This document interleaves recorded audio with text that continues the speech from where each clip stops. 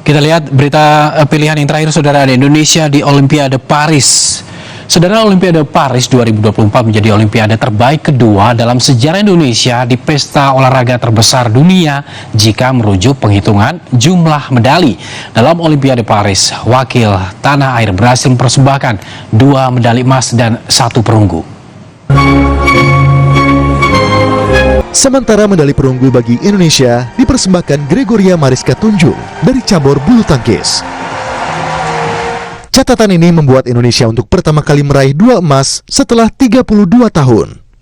Bahkan torehan 2 emas dan 1 perunggu menjadi yang terbaik kedua setelah Olimpiade Barcelona. Saat itu, Indonesia mampu mendapat 2 emas, 2 perak, dan 1 perunggu.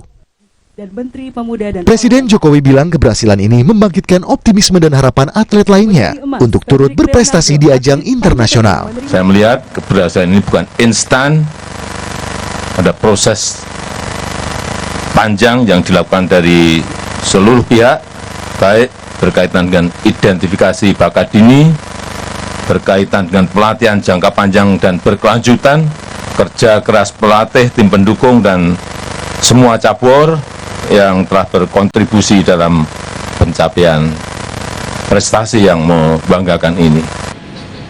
Raihan 2 emas dan 1 perak menjadi kado istimewa dalam HUT ke-79 Republik Indonesia. Tim Liputan, Kompas TV.